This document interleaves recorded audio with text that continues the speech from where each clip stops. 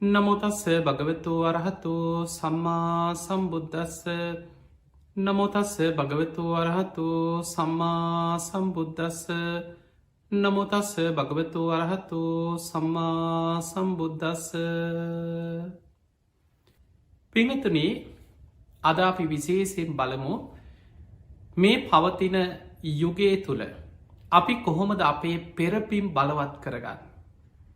උපන්නා වූ කුසල් බලවත් කරගන්නේ, නූපන් කුසල් උපදවාගන්නේ කොහොමද. පිංහතුනි, බුදුරජාණන් වහන්සේගේ ධර්මය තුළ සඳහන් වෙනවා සතර සම්‍යක් ප්‍රධාන වීරිය කිය. ඔබ හල ඇති සත්තිස් බෝධි පාක්ෂික ධර්ම ගැන. මේ බුද්ධ ශාසනයේ වටිනාම වස්තුව, වටිනාම මානික්‍ය, වටිනාම මානික්‍ය 37ක් ගැන බුදුරජාණන් වහන්සේ පහාරාධ කියන සූත්‍රයේදී පහාරාධ කියන අසුරේන්ද්‍රයට විස්තර කරලා දුන්න. මේ පහාරාධ කියන ස්වාමීනී භාග්‍යවතුන් වහන්ස අසුරයන් වන අප මේ මහා සාගරයේ තියෙන වටිනා වස්තුව දැකලා මුතු, මැණික්, සක්ශිලා, වෙරළුමිනි ආදී වටිනා වස්තුව දැකලා ඒවට ඇලුම් කරනවා, ඒවට ආස කරනවා.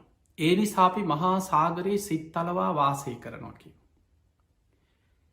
ඒ වෙලාවේ බුදුරජාණන් වහන්සේකින් අහනෝ ස්වාමීනී, ඔබහන්සේගේ ශ්‍රාවකයෝ මේ බුද්ධ ශාසනයට ඇලුම් කරන්නේ බුද්ධ ශාසනයට ආස කරන්නේ ඇයි? කරුණු 8ක් විස්තර කර. එතනති බුදුරජාණන් වහන්සේ වදාලා පහාරාධාර මහා මුහුදේ තියෙන වටිනා වස්තුව දැකලා අසුරයන් මහා සාගරයට ආස කරන්නේ යම්සේද මගේ ශ්‍රාවකයෝ භික්ෂු භික්ෂුණී උපාසක උපාසිකාවන් මේ බුද්ධ ශාසනයට ආස කරන්නේ බුද්ධ ශාසනයට ඇලුම් කරන්නේ මේ ශාසනයේ තුළ තියෙනවා වටිනාම මානික්‍ය රත්න 37ක්. ඒ තමයි සතර සතිපට්ඨානය, සතර සම්‍යක් ප්‍රධාන වීරිය, සතර ඉරිදිපාද, පංච ඉන්ද්‍රිය ධර්ම, පංච බල ධර්ම, සප්ත බොජ්ජංග ධර්ම, ආර්ය අෂ්ටාංගික මාර්ගය. මෙන්න මේ ධර්මය හඳුන්වන්නේ සත්තිස් බෝධිපාක්ෂික ධර්ම. සත්තිස් කියන්නේ 37ක් තියෙන. බෝධිපාක්ෂික කියන්නේ, බෝධි කියන්නේ චතුරාර්ය සත්‍ය අවබෝධය. පාක්ෂිකයට උපකාර වෙන, ඒකට මඟ පෙන්නන චතුරාර්ය සත්‍ය ධර්ම අවබෝධයට උපකාර වෙන ධර්ම 37. එතකොට මේ බෝධිපාක්ෂික ධර්ම මේ මොන පැත්තෙන් ගියත් යන්නේ එකම තැනට. සතර සතිපට්ඨානය වඩාගෙන ගියත් ආර්ය අෂ්ටාංගික මාර්ගය ඔස්සේම නිවන් මඟට යන්න.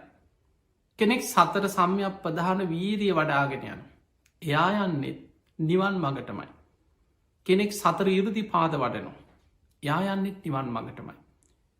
කෙනෙක් පංච ඉන්ද්‍රිය ධර්ම වඩනවා, එයා යන්නෙත් නිවන් මඟටමයි. කෙනෙක් පංච බල ධර්ම වඩනවා, එයා යන්නෙත් නිවන් මඟටමයි. කෙනෙක් සප්ත බොජ්ජංග ධර්ම වඩාගෙන යන, එයා යන්නෙත් නිවන් මගේමයි. කෙනෙක් ආර්ය අෂ්ටාංගික මාර්ගය වඩනවා, ඒ යන්නෙත් නිවන් මඟටමයි. එහෙමනම් අපිට පේනවා මේ සියල්ල බෝධිපාක්ෂික ධර්ම 37ම නිවන් අවබෝධයේ පිණිසම, ධර්මාවබෝධයේ පිණිසම උපකාර වෙන බුද්ධ ශාසනයේ තියෙන වටිනාම වස්තු. එතකොට මේ අතර වීරිය කියන එක හැම තැනම යෙදෙන තැන. වීරියකින් තොරව සතර සතිපට්ඨානය වඩන්න පුළුවන්කමකුත් නෑ. සතර සම්‍යක් ප්‍රධාන වීරිය තියෙන තනිකරම වීරිය වඩන ආකාරමයි. ඊළඟට සතර ඉරිදිපාද වීරියමයි වඩාගන්න තියෙන. වෙනම විස්තර කරන විරිය ඉරිදිපාදය හැටියටත්. පංච බල ධර්ම. එතන තියෙනවා වීරිය බලහන් කියලා, වීරිය බලයක්. පංච ඉන්ද්‍රිය ධර්ම විරිය ඉන්ද්‍රිය හැටියට විස්තර වෙනවා. සප්ත බොජ්ජංග ධර්ම විස්තර කරනකොට විරිය සම්බොජ්ජංගය කියලා විස්තර වෙනවා.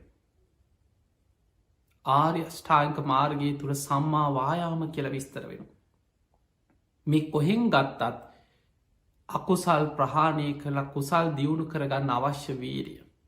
පිංහතුනේ, අපි අද බලමු මේ තුළ අපේ ජීවිතවල මේ දීර්ඝ සංසාර ගමන අපි කුසල් විතරක් වඩාගෙනාව පිරිසක් නෙමේ. මේ ගෙවාගෙනාපු සංසාර ගමන මොන තරං අකුසල් කරලා ඇත්ද කියලා හිතන් දන්න ඇති වුණට අද දන්න.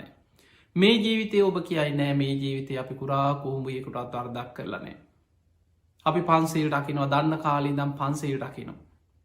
අනුන්ගේ දේවල් කදා වඩාගෙන ජීවත්වන පිරිසක් නෙමෙයි අපි බොහොම සාධහන්නව ධාර්මිෂ්ටව සිල්වත්ව ජීවත්වෙනවා. අපි කාටවත් කරදරයක් කරලනේ. හැබැයි අපි පෙර ජීවිතවල ඊටත් පෙර අපි දන්නවද. පිංවතුනී කර්ම විපාක දෙනකොට එක ආත්මයක් දෙකක් තුනක් කීපයක නෙමෙයි. අපරාපරිය වේදනය කර්ම සමහර කර්ම තියෙනවන් නිවන් දකිනකන් සසර විපාක දෙනවා. උපවපන් හැම ආත්මයකම් විපාකදිදී යන කර්ම විපාකතියෙන්. පෙර සසරේ කරපු කර්ම කොයි විදිහට මොන විදිහට බලවත් වෙනවාද මොන වගේ මතුවේද අපි කවුරුත් දන්නේ.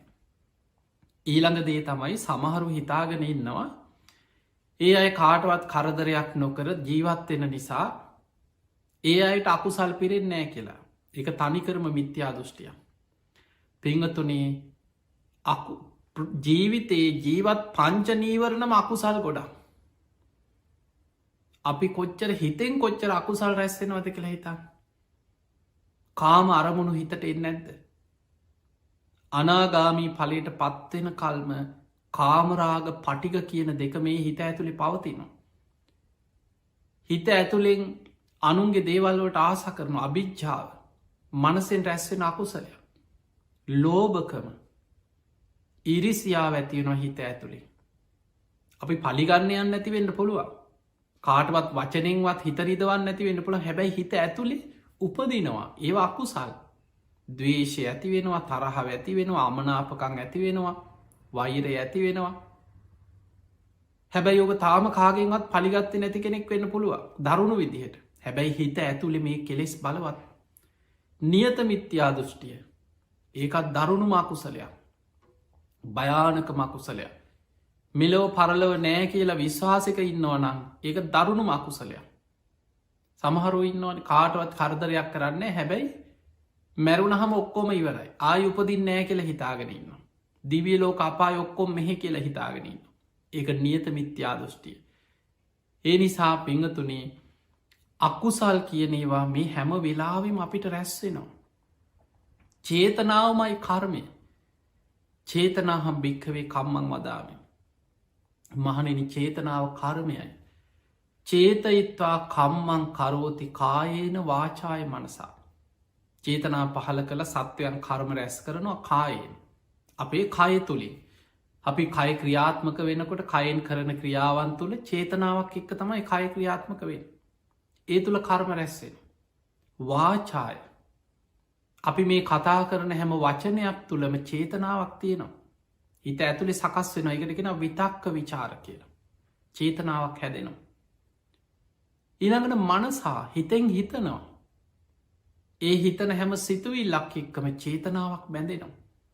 මතකතියාගන්න විපාක පිණිස කර්ම රැස් නොවෙන්නේ නිදාගෙන ඉන්න වෙලාවට නින්දෙදි විතරයි. එක නින්ද යන්න කලින් නෙමේ නින්දගයාට පස්සෙ සිහින තුළ. බුදුරජාණන් වහන්සේ සිහින ගැන උපමා තුනක් පෙන්නල දීලා තියෙන. මේක තියෙන ආදිත්ත පරියාය සූත්‍රී. සිහින ගැන බුදුරජාණන් වහන්සේ වදාලා මහනිනි සිහින කියන්නේ තනිකර මුලාව. සිහින කියන්නේ ජීවිතයේ වද බව කියෝ. සිහින කියන්නේ පල රහිත බවක්. එතන වදයි කියලා කියන්නේ විපාක ශක්තියක් නෑ කියෙන සිහින. එකත් මේ වගේ දැන් ඔබ හිතන්න හීනෙන් දකින දේවල් වලට විපාක හැදුනා නම් නිකම්ම ඔබ හිතන්න සමහරලාවට තරහකාරයෝ එක්ක සැබෑ ජීවිතය කරන්න බැරි දේවල්. ගහගන්නවා රණ්ඩු වෙනවා මරණවා ගෙවල් ගෙන තියෙනවා බෝම්භ ගහනවා හීන දකිනෝ මිනිස්සු ඒ වගේවා. ඊළඟට නොයේ ක්‍රාගික කෙලෙස් සහිත හීන දකිනවා. සමට ආස කරන දෙයක් ගන්න සල්ලි නෑ. හිත හිතයි නොරෑ නිදාගත්තාම හීනෙන් දකිනවා මේක හොරකං කරගෙනනවා. එදකොට ඔය වගේ නොයෙක් වැරදි දේවල් අකුසල සහගත පව්කාර හීන මිනිස්සු කොච්චර දකින්නවාද. එහෙමනං නැකිට්ට ගමන් පව්කාරයද. දැන් අපිතම හීනෙන් දකිනවා. රණ්ඩු වෙනවා ගහගන්නවා ඔබ පහරක් ගහනවා රණ්ඩුවකදී හීනයක් දැ. ඔබේ අති මනුස්සේ මැරෙනවා. දැන් නැකිට්ට වෙනවා. දැන් ඔබ මිනිමරු වෙද්ද. ඒක සිහිනයක්. ඒ නිසා මතකතියාගන්න සිහිනෙන් දකින දේවල් වල විපාක ශක්තියක් නෑ. හැබැයි අපි නැකිටල අවදියෙන් සිහියෙන් ඉන්න හැම වෙලාවෙම යමක් කියනවද යමක් කරනවද යමක් හිතනවද. අපේ සිත කය වචනය කෙන තුන්දොර තුළින් විපාක පිණිස බලවත් කර්ම රැස්වෙනවා.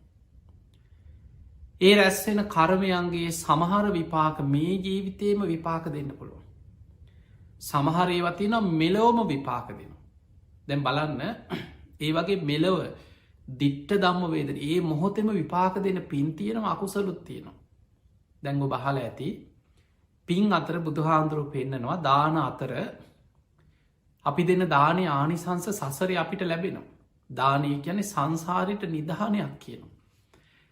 හැබැයි එක දානයක් තියෙනවා ඒ මොහොතෙම විපාක ලැබෙන. ඒ තමයි දින 7ක් නිරෝධ සමාපත්තියට සමවැදිච්ච උතුම් මහරහතන් වහන්සේ නම නිරෝධ සමාපත්තියට සමවදින්න පුළුවන් සමතෙන් අෂ්ට සමාපත්ති දක්වා හිතවඩපු උතුම් මහරහතන් වහන්සේලාට අනාගාමී අයටත් ඒ අෂ්ට සමාපත්ති දක්වාම හිතවඩපු අයට අනාගාමි කෙනෙකුටත් නිරෝධය අරමුණු කළ නිරෝධ සමාපත්තියට සම්වදින්න පුළුවන් කියල සඳහන් වෙන. හැබැයි බොහෝ රහතන් වහන්සේලා තමයි නිරෝධ සමාපත්තියට සම්වාදින. ඒ සමාපත්තිය කියන්නේ නිවනේ ස්වභාවය අරමුණු කරගෙන දින 7ක් කිසිම ආහාරයක් නැතුව භාවනාවෙන් සමාපත්ති සුවීම වැඩඉන්න. ඒ අදා අපිට සාමාන්‍ය කෙනෙකුට හිතාගන්න බෑ මේක විස්තරකරු මේක ලස්සනට තියෙන චුල්ල වේදල්ල සූත්‍රය. මියගිය කෙනෙකුගේ මෘත ශරීරයකුත් නිරෝධ සමාපත්තියට සමවැදිච්ච කෙනෙකුගේ ශරීරයක් අතර වෙනස්කම් පෙන්න්නනවා. එහෙනම් අපිට පේනවා ඒ දින 7ම කිසිම ආහාරයක් නැතුව ඉන්නේ. හැබැයි මැරිච්ච කෙනෙක්ගේ ඇගේ උණුසුම බැහැර වෙලා නිරෝධ සමාපත්තියට සමවදිච්ච කෙනෙක්ගේ උණුසුම ශරීර එහෙමම තියෙනවා. මියගේ කෙනෙක්ගේ ශරීරයෙන් විඤ්ඥානි පිට වෙලා වෙන උපතකට නිරෝධ සමාපත්තියට සම්වැදිච්ච කෙනෙක්ගේ ශරීරය තුළ විඤ්ඥානි තියෙන. හැබැයි හුස්ම වැටෙන්නේ මේ ශරීරයේ උණුසුම තිබුණට සමාපත්තියෙන් සාමාන්‍යෙන් දැන් සමහර අවස්ථාවල තියෙනවර විදුර සංජීවකින් අග්‍රශ්‍රාවකයන් වහන්සේලා අතර ඒ අග්‍රශ්‍රාවකයන් වහන්සේ නම කැලේ නිරෝධ සමාපත්තියට සමවැදුණ. එතනින් යනවා කැලේ යනකොට පිරිසක් දැක්කා ඇවිල්ල ළඟට ඇවිල්ල බැලෝ උන්වහන්සේ හුස්ම වැටෙන්න්නෙත් නෑ භාවනා කරගෙන අනහෙම මපවත් වෙලා අපි ඔහුමම ආදාහනි කරමු කියලා පිදුරු ගෙනහල්ල උන්වහන්සේ වටේට පිදුරු තියලා ගිනි තියලා ගිය. එතකොට මේ අපේ බුද්ධ ශාසනය වෙච්ච දෙයක් නෙමේ කල්ප ගානකට පෙර බුද්ධ ශාසනය වෙච්ච දෙයක්. එතකොට උන්වහන්සේ දින 7ක් සමාපත්තියෙන් වැඩ ඉඳලා උන්වහන්සේ සමාපත්තියෙන් නැකිට්ටා සිවුරවත් පිච්චිලානෑ. බලන්න මේ සමාපත්තියක තියෙන බලය නිරෝධ සමාපත්තිය කියන්නේ අපිට හිතාගන්න පුළුවන් දෙයක් නෙමේ. උන්වහන්සේගේ සිවුරුවත් අර ගිනි දැල්වලින් පිච්චිලා නෑ. උන්වහන්සේගේ ඇගේ අලු ටිකක් තිබුණ අලු ගසාදාල උන්වහන්සේ නැකිට්ට. එතකොට අපිට පේනවා මේ වගේ ඒ නිරෝධ සමාපත්තියෙන් වැඩඉන්න වෙලාවක කාටවත් ඒ ශරීරයට හානියක් කරන්න බෑ එක ධර්මතාවය. දින 7ක් නිරෝධ සමාපත්තියෙන් වැඩහිටපු උතුම් ආර්යන් වහන්සේ නම පිණ්ඩ පාති වඩිනවා දින 7කට පස්සේ සමාපත්තියෙන් නැකිටල. පිංහතුනීත් මේ ශරීරයේ භාවනාවෙන් වේවා සමාපත්තියකින් වේවා ආහාරයක් නැතුව උපරිම පවත්වන්න පුළුවන් දින 7ක් වගේ ප්‍රමාණය. දින 7කින් පස්සේ උන්වහන්සේ පිණ්ඩ පාත යනකොට එදා දානි නොලැබුණොත් පසුවදාට පිරිනිවන් පාන සිද්ධ වෙනවා. එතකොට උන්වහන්සේ සමාපත්තියෙන් නැකිටල පිණ්ඩ පාත යද්දි කවුරු හරි තුන්සිත පහදවාගෙන හිත පහදවාගෙන කරමපල විශ්වාසයෙන් දං හැන්දක් හරි පූජාකරොත් ඒක ආනිසංස ඒ මොහොතේ එතනම සුළු වෙලාවකින් තමන් ඉදිරීම පහළ වෙන. ඒ වගේ ඉතිහාස කතාපේ ධර්ම ඉතිහාසේ බොහෝ දේශනාවල සඳහන් වෙනවා. හරි මාශ්චරි මස්සිදුවයි. එතකොට ඒ දානයක ආනිසංස ඒ මොහොතෙම ලැබෙන හැට එතකොට බලන මේ චේතනාවේ මේ රැස්වෙන පිනක විපාක සමහර ඒවා හිතාගන්න බැරිවිදිහට ඒ මොහොතෙම ඒවැ විපාක ලැබෙන. අකුසල් අතර සමහර අකුසල් තියෙනවා ඒ මොහොතෙම විපාක දෙන අකුසල්දේ සමහරේ වතියන දැන් ඔබ දන්නවා. බුදුරජාණන් සුප්‍රබුද්ධ රජ්ජුරු බුදුරජාණන් වහන්සේට මග අහුරලා පාර වලක්වල නින්දා පහස කරලා විශාල අකුසලයක් රැස් කර. ඒ අකුසල විපාක දුන්නේ දින 7ක් ඇතුළත. බුදුරජාණන් වහන්සේ ආනන්ද හාන්දුරන්ටකින ආනන්ද සුප්‍රබුද්ධ රජ්ජුරෝ කරගත්ත විශාල අකුසලයක්. දින 7ක් අවසන් වෙන තැන මාලිකාවේ පිය ගැට පෙළ ළඟදී පොලෝ පලාගෙනොයි රජතුමා අපායට වැටෙනවා කිය.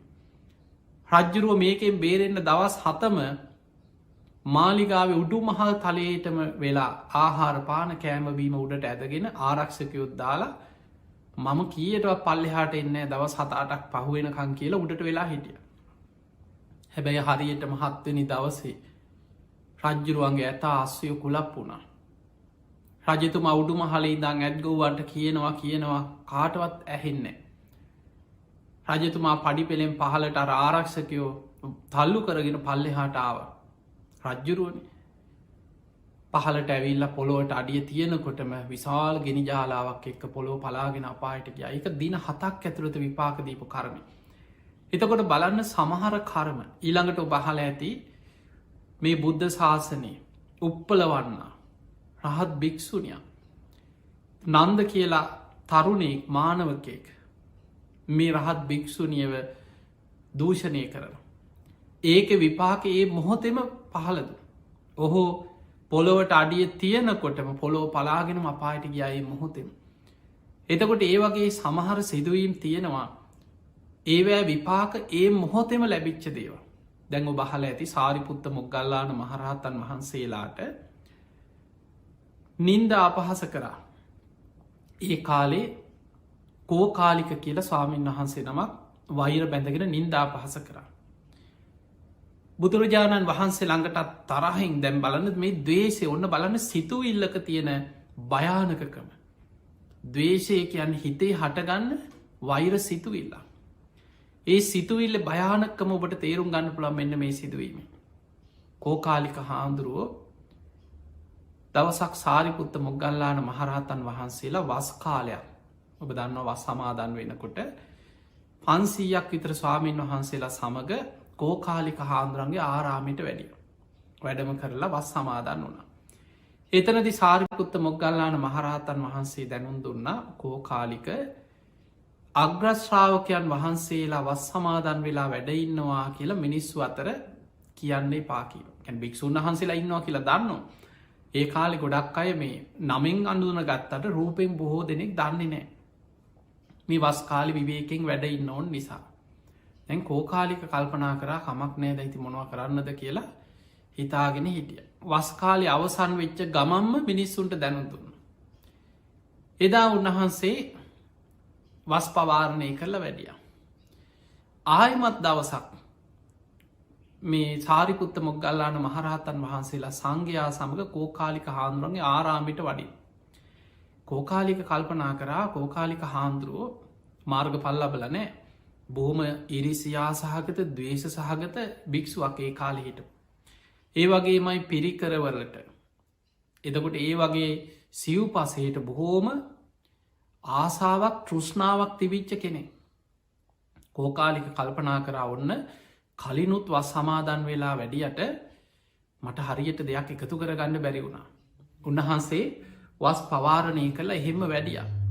ඔන්න මේ වතාවෙනම් එන්න කලින් මිනිස්සු දැනුවත් කරන්න ඕන. මිනිස්සු ඇවිල්ල පිරිකරහෙම ගොඩක් පූජා කරයි. එහෙම හිතලා දැන් ඔන්න මිනිස්සුන්ට කිව්වා ඔන්න අසවල් දවසේ බුදුරජාණන් වහන්සේගේ අග්‍රශ්‍රාවකයන් වහන්සේලා දෙනම භික්‍ෂූන් වහන්සේලා පිරිවරාගෙන ඔන්න මගේ ආරාමිට වඩිනවා. නුඹල ලෑස්ති කර ගනිල්ලකිව හොඳ හොඳ පිරිකර. උඹල පින්කර ගනිල්ලකිවා දැම් මේ ඇත්තටම පිරිකර පූජ කරවන්න නෙමේ.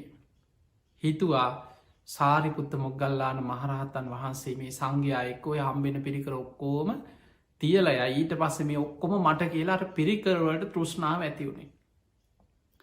සැරියුත් මුගලන් අග්‍රශ්‍රාවකයන් වහන්සේලා භික්‍ෂූන් පිරිවරාගෙන මේ ආරාමයට වැඩිය. පණවිඩියරි ඔන්න වැඩලා ඉන්නවා වරෙල්ල පින් කරගනිල්ලා කියලා. හනේ මිනිස්සු පුළුවන් තරන් තමන් ළඟ තියෙන වටිනා පිරිකර පූජාද්‍රව්‍ය අරගෙන ඇවිල්ලා සාරිපුත්ත මොග්ගල්ලාන අග්‍රශ්‍රාවකයන් වහන්සේලාට සංඝයාට පූජා කර. දින කීපයක් වැඩයිදලා ගමන පිටත් වෙන දවසේ සැරියුත් මුගලන් මහරහතන් වහන්සේලා ඇතුළු මේ සංඝයා එකතු වෙලා ඒක තමයි විනේ තියෙන ක්‍රමය. තමන්ට ලැබෙන පිරිකර තමන්ට අවශ්‍ය නම් ඒ අවශ්‍ය ප්‍රමාණය තමන් ගන්නවා. තමන්ට පිරිකර අඩුපාඩු තියෙනවා. එහෙම නැත්නම් අනි සංඝයාට බෙදලා දෙනවා. එක සංඝික සංඝ සතු කළ දීපු දෙයන්නම් එක අයිති සංඝයාට. එක සංඝයාට බෙදලා දෙනවා. එහෙමත් ඒ සංඝයාටත් වැඩි නම් ඒක සංඝයා වෙනුවෙන් අනාගත පරිහරණය වෙනුවෙන් ගබඩාවේ තැන්පත් කරන. සාරිපුත්ත මොග්ගල්ලාන මහරහතන් වහන්සේලා පිටත් වෙන්න පෙර සංඝයා රැස් කරලා අර ලැබිච්ච පිරිකර සංඝයාට බෙදල දුන්න. පිරිකර අඩුපාඩු තියෙනයි මෙ බෙදාගන්න කියලා හැමෝටම සමසේ බෙදල දුන්න. ඒ පිරිකර සංඝයා බෙදා හදාගත්තා. දැන් කෝකාලික හාමුදුරුවන්ට පුද්දුම කේන්තිය. ඇයි දැන් හිතාගෙන හිටිය මේ ඔක්කොම තියලයයි. ඊට පස මේ ඔක්කොම මටයි. සැරියුත් මුගලන් මහරහතන් වහන්සේලා සංඝයා සමඟ ගමන පිටත් වුණ පුද්දුම කේන්තිය.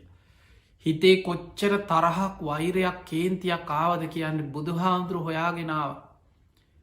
එදා බුදුරජාණන් වහන්සේ වැඩ හිටි ආරාමයට ඇවිල්ල කේන්තිය. බුදුහාමුදුර ළඟට ඇවිල්ල කීවා සාමීනී භාග්‍යතුන් වහන්ස සාරිපුත්ත මොග්ගල්ලාන කියන්නේ පාපි අදහස් ඇති දෙන්නෙක් කියව. කියල දැන් සැරියුත් මුගලන් දෙනම ගැන බනින්න පටන්ග බුදුරජාණන් වහන්සේ වදල් හාහාකෝ කාලික කටවාගන්න. සැරියුත් මුගලන් දෙනම බොහෝ පින් ඇති දෙන්නේ. මාහේම ඔය කතාවායාය කියන්න එපා කීව. ඒ දෙනම බොහෝ පින් ඇති දෙනවා. එහෙම කියනකොට තවත් කේන්ති කිය ඔබහන්සේටත් ඒ දෙන්නම තමයි හොඳ කිය. එහෙමනිස් බොහෝ දෙනෙකුට තමන්ගේ අදහසට ගැලපෙන් නැත්නං කේන්තියනම්. අවවාද කරන කෙනා එක්කත් කේන්තියනවා. හවයටත් එයා තමයි හොඳ දැන්ගෙනවා මේ මට කිය අන්නෙහෙම ඔබ ඕන තරම් අහල ඇතින මිනිස්. තමන්ට තමන් කාට හරි බනිනකොට ඒකට උදව් වෙන වචනයක් හරි කියනවනම් අන්නයා හොඳයි. ඒක තමයි මේ කෙලෙස් සහිත පෘතජ්ජන ලෝක ස්වභාවේ. කෝකාලික හාන්දුරන්ට දැ බුදු හාන්දුර එකක් කේන්තිය. දෙවනි පාරත්කි ඔබහන්සේටත් ඒ දෙන්නම තමයි හොඳ. ඔය සැරියුත් මුගලන් දෙනම කියන්න පාපි අදහස් ඇති ලාමක අදහස් ඇති දෙන්නෙක් කියලා සාරිපුත්ත මොග්ගල්ලාන උතුම් මහරහතන් වහන්සේලාට ගරහා කරන්න. දෙවනි වතාවත් බුදුරජාණන් වහන්සේ වදාළ කෝකාලික හිත පහදවාගන්න. සැරියුත් මුගලන් දෙනමගව සමා කරගන්න ඔබට විශාල අකුසලයක් ඔයි රැස්වෙන්. උන්වහන්සේලා දෙනම බොහෝ පින් ඇති බොහෝ ගුණවන්ත දෙනමක් කියව. තවත් කේන්තිගිය. ඔබහන්සේටත් ඒ දෙන්නම තමයි හොඳ. කොච්චර කිව පිළිගන්න ෑන කියලා තුංගනි පාරත්කිව. සාමීනී මමනි ධර්ණ විස්තරේ මේ දෙන්න බොහෝම පාපි අදහස් ඇති දෙන්නෙක් කියලා බුදුරජාණන් වහන්සේ තුංගනි වතාවත් කියනකොට බුදුහාන්දුරන්ටත් ගස්සගෙන වගේ ගිය කේන්ති.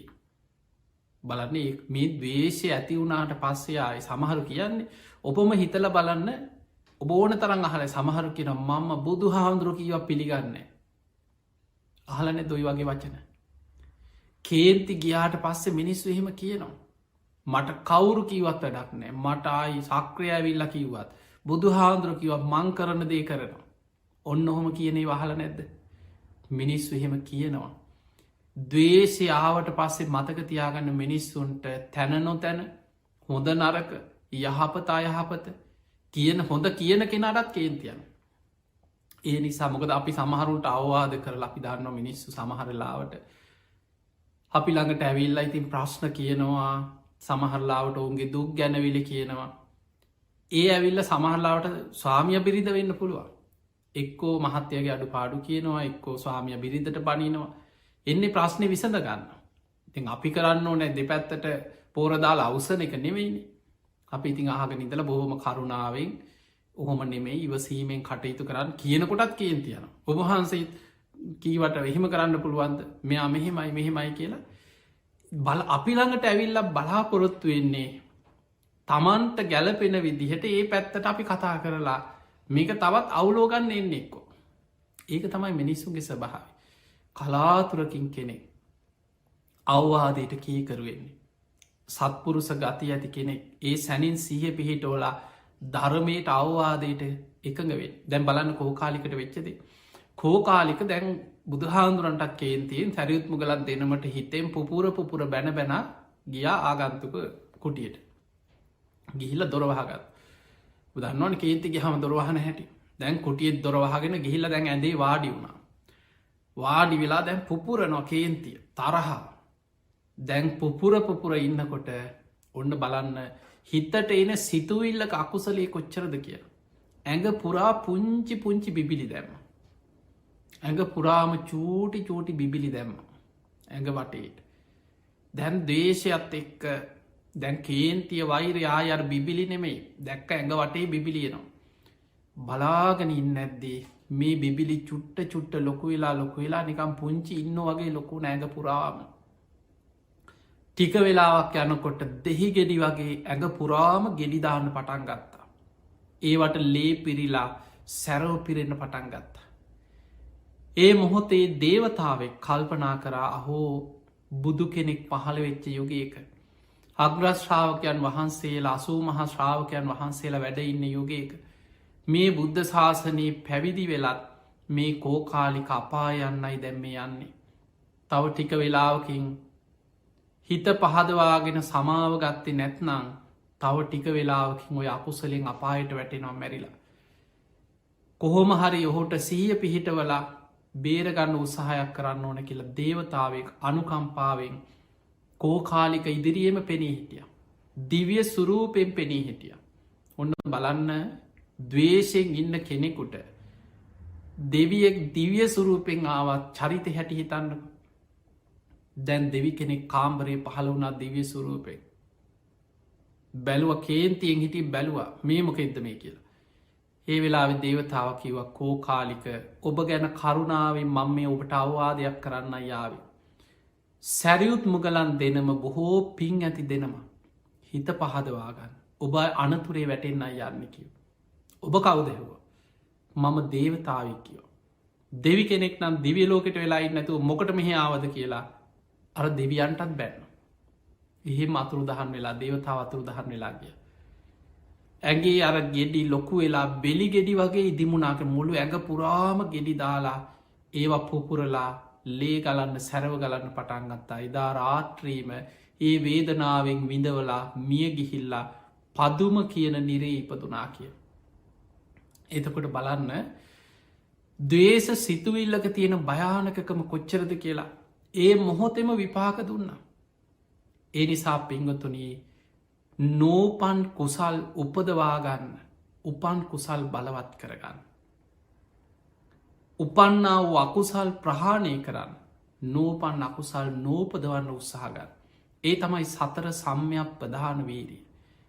අපේ හිත්තේ හටගත්ත අකුසල් තියෙනවා. අපි ගම කවරු හරි ගැන කේන්තියක් තියෙන. තරහක් ඇතිවෙලා මොකක් හරි ඒක සාධහරණද අසාධහරණද ඒවනෙේ දැන් ඔබේ හිත තුළ මේ ප්‍රශ්න තියෙන දැන් ඔබ තුළන ඒ පුද්ගලයා කරපුදේ හරිද වැරදිද ඔබට බැන්නද නැද්ද මේක යුක්ති සහගතද අයුක්ති සහගතද මේක ඒ සියල්ලට වැඩිය දැන් දවේශය ඇති වෙලා තියෙන කවුරු තුළද ඔබ තුළ දැන් ඔබේ හිතේ වෛරය කේන්තිය දවේශය මතු වෙලා නං අන්න දැන් ඔබ තුළ උපන්නා වූ අකුසල් තියෙනවා. දැන් ඔබ මොකද කරන්න ඕනේ. උපන් අකුසල් ප්‍රහාණය කරන්න මහන්සි කරන්නවා. ඒ දවේශය වෛරය කේන්තිය ඔබේ හිතෙන් ප්‍රහාණය කරන්න ඔබ වීරිය ගන්න ඕන. ඔබ අයෝනිසෝ මනසිකාරය යෙදෙනවනං උපන් අකුසල් බලවත් නූපන් අකුසල් තවත් උපදින. අයෝනිසෝ මනසිකාරය කියන්නේ කෙලෙස් බලවත් වෙන විදිහට කෙලෙස් තවත් වැඩෙන විදිහට කල්පනා කරන. දැ මිනිස්සු හිතන්නේ එහෝම කරලා හරියනවාද ඕවා ඉවසල හරියන්නේ තව ඉවසන්න ගියොත් මුන් අපේ කරේ නගේ ඔළුවෙත් නගේ ඕකට මොකක් හරි කරන්න ඕනේ. දැන් ඔය විදිහට හිතන්න ගියෝ දැන් තව හිතන අපේ තාත්තගේ කාලෙත් මුං හොමයි අපේ සීයගේ කාලෙත් එහෙමයි ඔවුන් ඉස්සරත් අපිට මෙහෙම කියලා දැන් අර ඔක්කොම එකතු කර කරුණු හොයා හිතන්න නූපන් දවේශය උපදින උපන් දවේශය බලවත්වෙන. අන්නේ නිසා සතර සම්යක් ප්‍රධාන වීරිය යෙදෙන කෙනා උපන්නා වූ අකුසල් ප්‍රහාණය කරන්න මහන්සි ගන්න. නූපන් අකුසල් නූපදවන විදිහටම කල්පනාව චින්තනය නුවන මෙහෙවන. ඒකට අවශ්‍යයි කරුණු තුනා. ආතාපි සම්පජානෝ සතිමා. ආතාපි කියන කෙලෙස් තවන වීරිය. සම්පජාන කියන්නේ නුවන. සතිමා කියන සිහිය හොඳ සිහියෙන් ඉන්න ඕන. දැන් ඔබට මේක හොඳට ඔබ හිත දිහා බලන්න. ඔබේ හිතේ ස්වභාව මේ ස්වභාවයන් ඔබ අත්දැකල නැද්ද කියලා ඔබ හොඳට බලන්න. යෝනිසෝ මනසිකාරයේ දෙනවා කියලා කියන්නේ කෙලෙස් ප්‍රහාණය වෙන විදිහට කල්පනා කරන. කුසලය වැඩෙන විදිහට ධර්මයට අනුකූලව කල්පනා කරන. අන්න ඒකට කියනවා යෝනිසෝ මනසිකාරය කියලා. ධර්මාවබෝධයට උපකාර වෙන විදිහට කල්පනා කරන. ඔබේ කල්පනාව ඔබේ චින්තනය ඔබේ හිතන ක්‍රමය ධර්මය ඔබ හිතනා මෙහෙම යා කරන දෙයාගෙනයයි මංමොකටද කවුරුත් නිසා කුසල් පුරුවගන්න. මගේ හිතේම නේද තරහ වෛරයේ දවේශය ඇතිවෙන්නේ මටමනේ දකුසල් රැස්සෙන් බැරිවෙලාවත් අනුන්ට වෛර කර ඉඳල මන්දැම් මැරුණුත් මංකොහේ අයිද. මමම නේද අමාරු වැටෙන්නේ. මේ වගේ අනුන්ට වෛර කර මැරිලා කොච්චර මං අපායි වැටල ඇද. ඒ නිසා මං මේක හිතෙන් අතහරිනවා. මටමයි ඔහු කරගන්න දෙහෝගෙනයයි. අන්න ඒ විදිහට හිතනවා කියන්නේ යෝනිසෝ මනසිකාරය.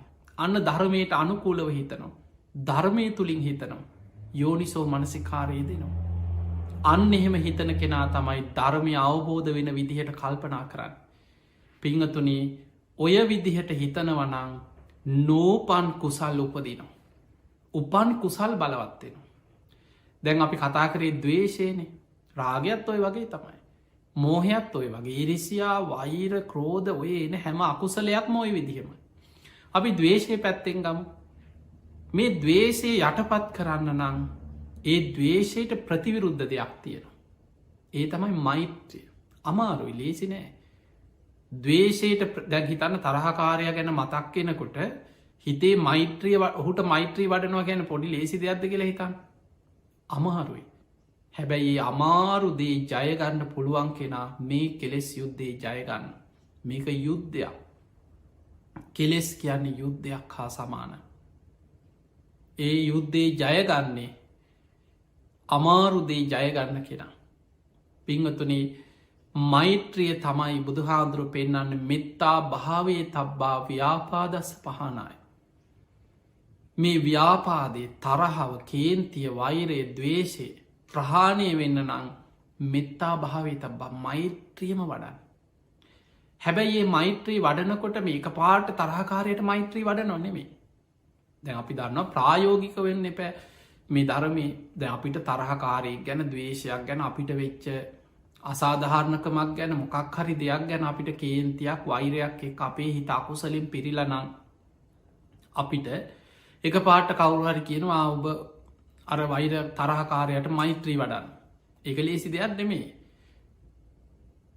මෛත්‍රී වඩන්න ඕන ඉස්සල්ලා තමන්ට මේ මෛත්‍රී භාවනාවත් ඔස්සේ ගත්තොත්න් පළවෙනියට බුදු හාමුදුර මෛත්‍රී වඩන ක්‍රම දෙකක් තියෙනවා. අප්‍රමාණ චේතෝ විමුක්තිය මහක්ගත චේතෝ විමුක්ති. අප්‍රමාණ කැන දිසා වසේ මෛත්‍රී වඩන. මහක්ගත චේතෝ විමුක්තිය ගැන ප්‍රමාණයක් කරගෙන ප්‍රමාණ විශාල කර මෙත් සිත ලෝකෙට පතුරන. එතකොට මේ මෛත්‍රී වඩනකොට කොයි ක්‍රමයට මෛත්‍රී වැඩුවත් ඉස්සල්ලා මෛත්‍රී වඩන්නේ කාටද. තමන්ට අත්තානං උපමංකත්වා තමා උපමා කරගෙනයි අනෙක් සත්වයන් ගැන හිතන්නේ මම වගේම මේ ලෝකයේ සියලු සත්‍යයෝ නිදුක්වෙත්වා නිරෝගිවෙත්වා සුවපත්තෙත්වා කියලා හිතන්න.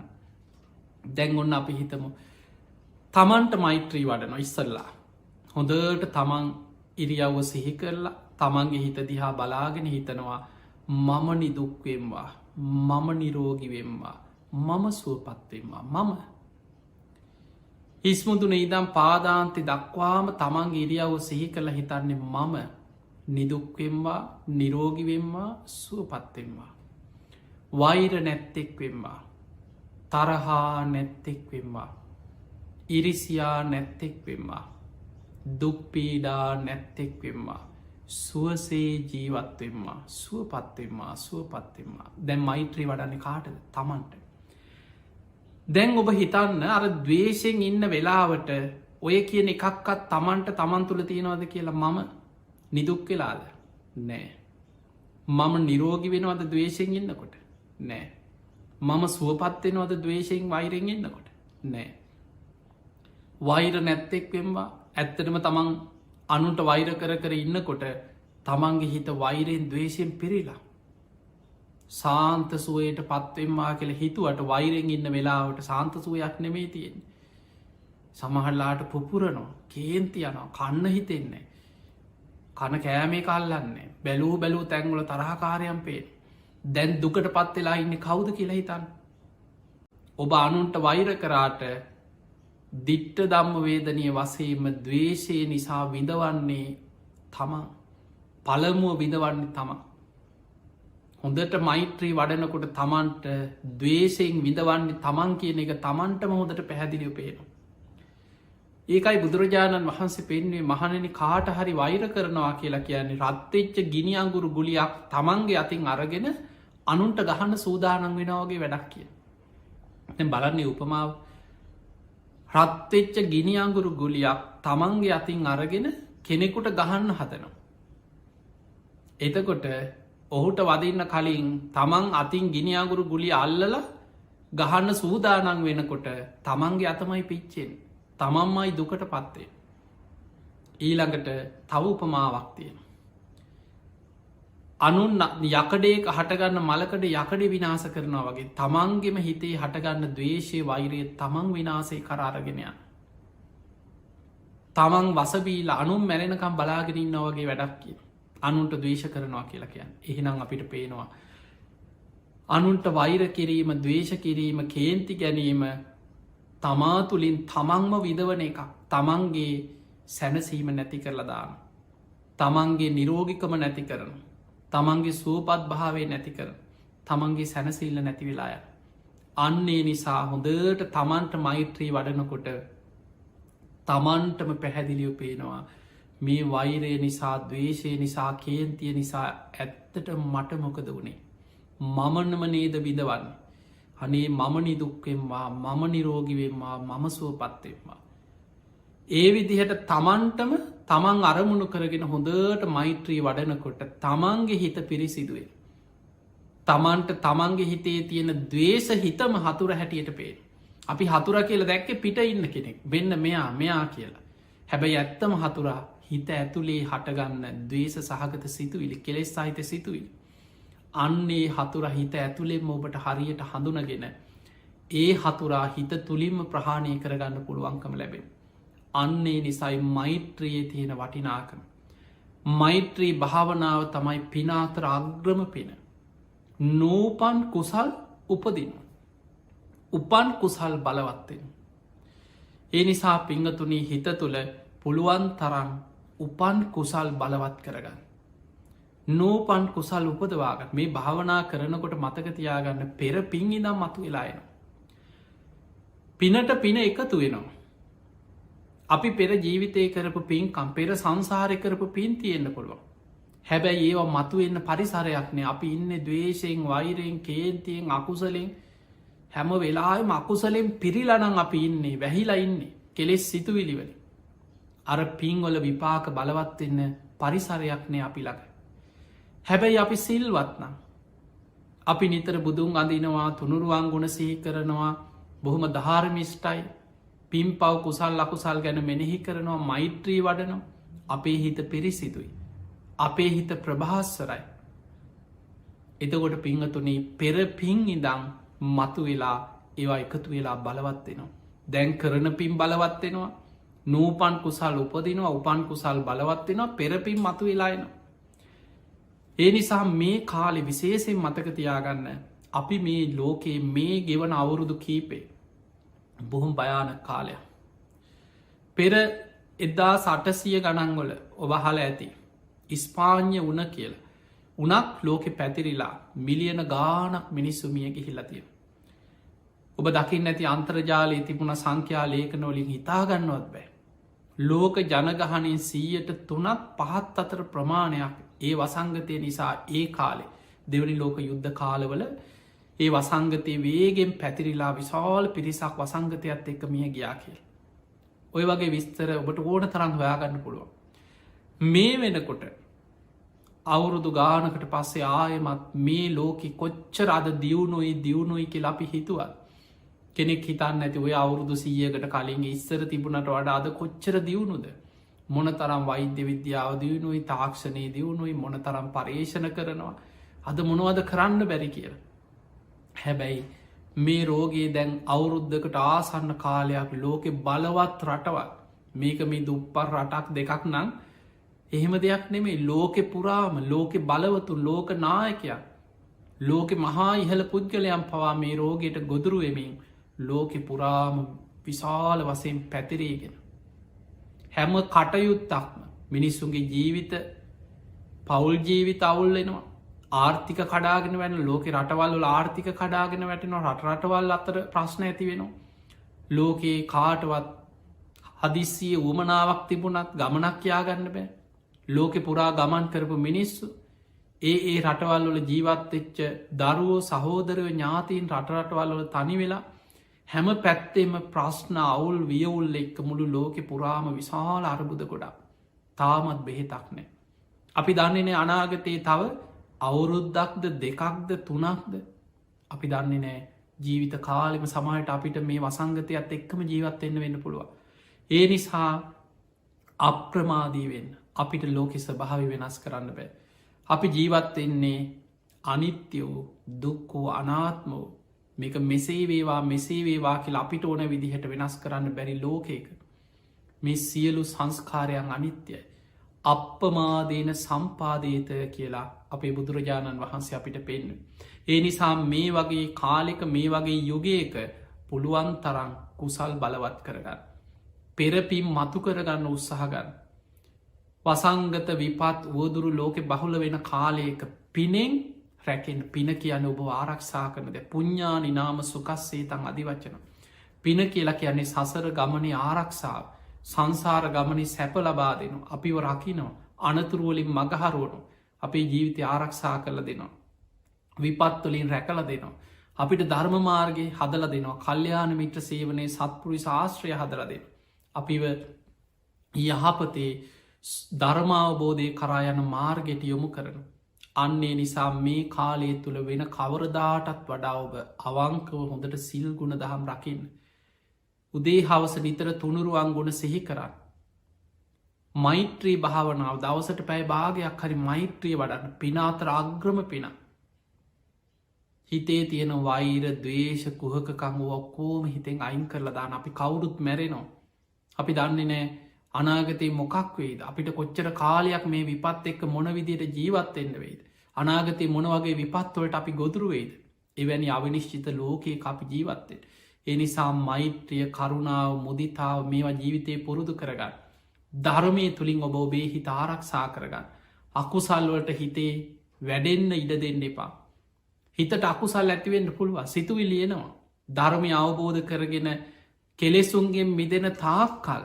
හිත අකුසලේට ඇදෙනවා හැබැයි සිහියගින්න කෙනා ඒ මොහොතෙම ඒවා අඳුනගෙන හිතේ වැඩෙන්න බලවත්වෙන්න අයෝනිසෝ මනසිකාර යෙදියද ඒවා වර්ධනය වෙන්න ඉඩ නොදී ඒවා හිත තුළින්ම ප්‍රහාණය කරගෙන යෝනිසෝ මනසිකාරයේදිලා කුසල් වඩල කුසලේ තුළ හිත පිහිටවාගන්න. ඒ නිසා සතර සම්යක් ප්‍රධාන වීරිය ප්‍රායෝගිකව ජීවිතයට ගලපගන්න. උපන්නාව යම් අකුසල් ඇත්නම් හිත දිහා හොදට බලන්න උපන් අකුසල් ප්‍රහාණය කරගන්න. නූපන් අකුසල් නෝපදින විදිහට කටයුතු කරන්න. උපන් කුසල් බලවත් කරගන්න. නූපන් කුසල් උපදවාගන්න. තිහෙමනං ඔබ හැම දෙනාටම මේ ලැබිච්ච මනුස්ස ජීවිතය අවසන් වෙන්න පෙර උතුම් සතර සම්යක් ප්‍රධාන වීරියම ජීවිතය තුළ දියුණු කරගෙන. කුසල් බලවත් කරගෙන අකුසල් ප්‍රහාණය කරගෙන. උතුම් ධර්මයම දියුණු කරගෙන ධර්මයම ජීවිතය ආරක්ෂා කරගන්න. වාසනාව ලැබේවා ලැබේවා ලැබේවා කියල අපි ආශිර්වාද කර